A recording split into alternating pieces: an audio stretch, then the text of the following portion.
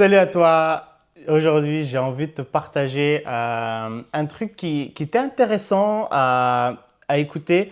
J'étais récemment chez un ami en Allemagne et il m'a dit, je suis parti en vacances, j'ai mangé comme j'avais envie et j'ai pas grossi. Et je dis, ah, ok, ça c'est intéressant. Donc, je vais te raconter ce qui s'est passé et ce qui se jouait derrière ça et comment lui, il a fait pour ne pas grossir même s'il a mangé. Et surtout, il était au Maroc.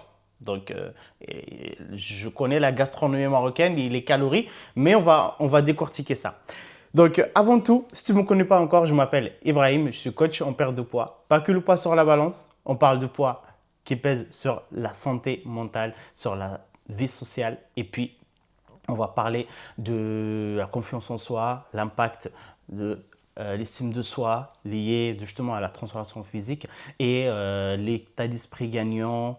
On va parler sport, on va parler alimentation et l'équilibre dans tout ça en fait. Ok. Voilà ce qui va se passer. Aujourd'hui, je te raconte cette histoire tout simplement pour te démontrer encore à quel point il ne s'agit pas de manger une assiette équilibrée ou vouloir faire un peu d'activité physique et ça va se passer facile. Ça peut, mais parfois ça peut vraiment être compliqué. Et du coup, cet ami-là, il m'a dit, c'est quand même bizarre, hein. Euh, je suis allé, il est parti au moins 3 semaines en vacances. Il a mangé à sa faim, il n'a pas fait attention, et pourtant, il est revenu, et il a même perdu, il m'a dit. Parce qu'une fois il est revenu, hop, il a gagné, il a repris quelques kilos. Ce qui s'est passé chez cette personne-là, chez cet ami, c'est quelqu'un qui travaille dans la finance, ok. Donc, il a un job, il est manager, donc il a un job assez stressant, ok. Euh, et d'ailleurs, je l'ai accompagné sur ça, donc c'est pour ça que je connais des éléments sur lui. Euh, un job stressant, un job sédentaire, un quotidien sédentaire. Et quand on parle de stress, bah, le cortisol, il est tout le temps là. Les objectifs, les objectifs, les objectifs, et du coup, plus les habitudes alimentaires qu'il a chez lui. Ok. Quand il part en vacances, ce qui s'est passé, j'ai posé des questions. Donc, ce que tu as fait comme activité, bah, j'ai couru derrière mon fils. Ok. Déjà, il a couru derrière son fils. Il a été actif. Il est moins sédentaire. Il est parti en vacances, c'est-à-dire il est moins stressé. C'est-à-dire le niveau de cortisol, il est stable. Ok. Et il a bougé, c'est-à-dire au-delà de travail qui est sédentaire et chez lui, il regardait la télé, il jouait à la play, alors que là, il était toujours en mouvement, à savoir que le NIT représente environ 15% de notre métabolisme basal, donc c'est important, ok. Euh, et le fait d'être tout simplement et manger les repas qu'il aimait sans grignoter, ok. Et du coup, il n'y avait pas de l'alcool, il n'y avait pas des trucs et en extra que bah, quand il travaille ici au quotidien, bah, chaque week-end, quand il est avec ses amis, bah, ça boit, ça boit, ça boit, et ainsi de suite. Ok. Donc, vous voyez, c'est la différence entre bah, les quelques semaines de vacances et le quotidien.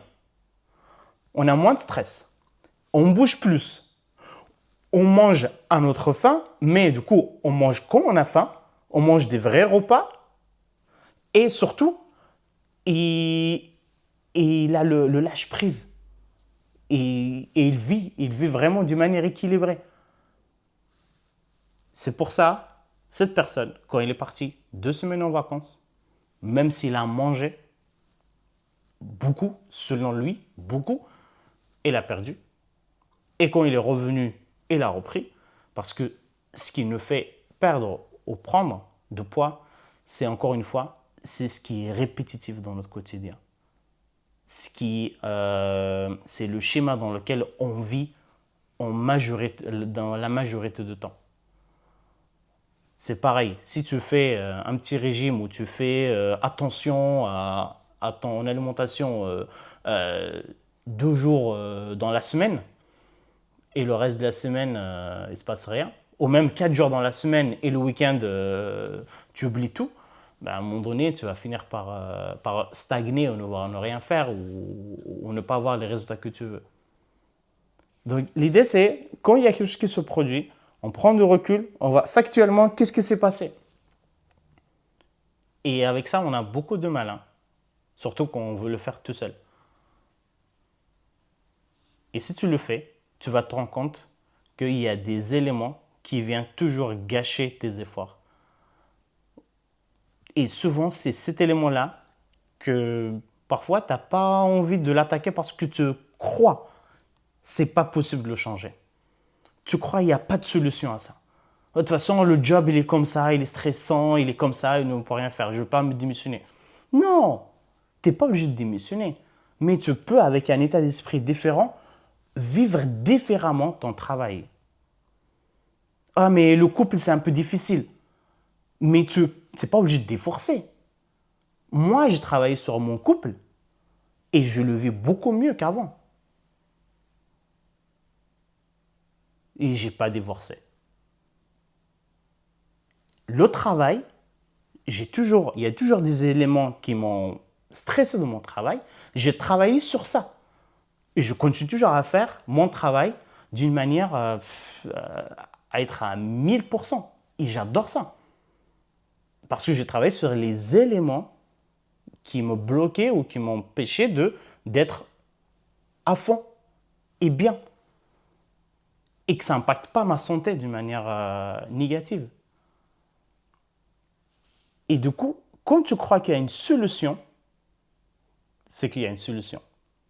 Le problème, c'est que quand toi, tu crois qu'il n'y a pas de solution, bah c'est vrai, tu ne vas pas chercher les solutions parce que pour toi, il n'y a pas de solution. Donc, il n'y aura pas de solution parce que tu ne cherches pas. Donc, la première chose à travailler, c'est vraiment là-dedans.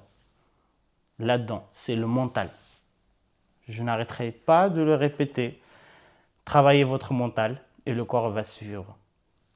Travaillez l'intérieur et l'extérieur va suivre. Travaillez ton état d'esprit et ton corps il va suivre. Travaillez tes croyances et ton corps va suivre. Ok? Et le miroir va te donner un autre reflet en fait. Tout ce qui se passe à l'extérieur, c'est qu'un reflet de toi-même. Bon, j'ai tout balancé d'un coup. Retenez ce que vous voulez. Surtout, retenez ce qui est important pour vous. Et d'ici là, on se voit dans un prochain épisode. Merci de m'avoir écouté. Et encore une fois, n'oubliez pas de liker, partager cette vidéo. Ça va aider le podcast à remonter et ça va beaucoup m'aider. Donc, merci d'avance et je te dis à très bientôt. Salut.